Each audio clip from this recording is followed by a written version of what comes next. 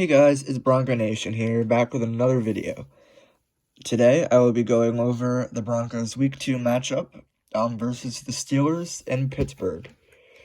First, I will be going over the Steelers offseason, and then I will give my score prediction for the game.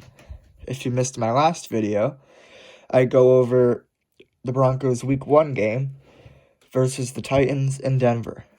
I go over both the Titans and the Broncos off-seasons, and then give my score prediction. Alright, so, the Steelers signed Stefan Wisniewski. He's an offensive lineman. He should be pretty good for the Steelers. He might have a little bit of trouble dealing with the Broncos' defensive line, though. The Steelers also signed Derek Watt. He's one of the 3 Watt brothers. He's joining his brother TJ Watt on the Steelers. Derek Watt is a fullback, and he's a pretty good blocking fullback. He's got pretty good size, so it might be tougher for the Broncos secondary to try to get to Ben Roethlisberger. The Steelers also signed Eric Ebron from the Colts, who's a pretty good tight end for the Colts, but he wasn't really good for the Lions. So, Steelers fans hope that he'll be good because he's got Ben Roethlisberger as his quarterback, and James Conner is their running back, which takes a little more attention off of him. The Steelers also have Juju Smith-Schuster as a receiving threat to take some more attention off of Eric Ebron, who could be an X factor in this game.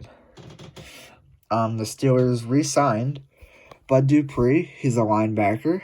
He's never really been a huge star, but he is a big part in why the Steelers' defense was so good last year.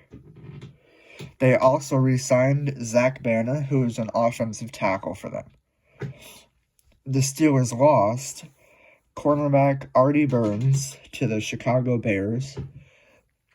He was never really a shining star either, but he's definitely a pretty big loss for the Steelers.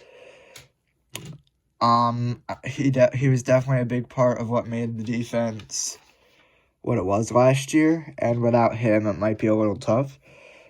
And Drew Lock might be able to get some better throws in than he would if Artie Burns was still with the Steelers. The Steelers also lost tight end Nick Vannett, who the Broncos signed. He's a below-average tight end, in my opinion. And he never really did much with the Steelers or Seahawks.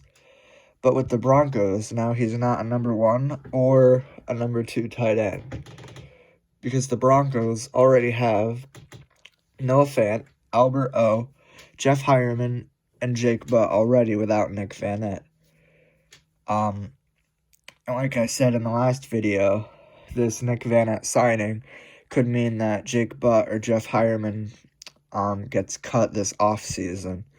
So I wouldn't be surprised if that happens, and it'll most likely be Jake Butt due to his injury issues.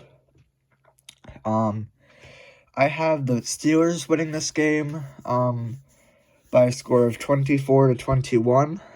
The Broncos usually do have trouble in the beginning of the season, and I think the Steelers will be pretty good with Ben Roethlisberger back, and then the additions of Eric Ebron, and they'll still have a good defense with TJ Watt and Devin Bush.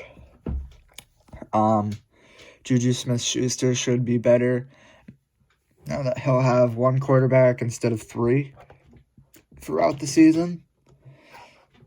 So yeah, I have the Steelers beating the Broncos in this game, which brings my projected Broncos record down to 1-1 on the season so far. I will be going over the Broncos Week 3 matchup fairly soon, so just look around for that within the next few days. That'll be put up soon as well. Thank you for watching, and have a great rest of your day.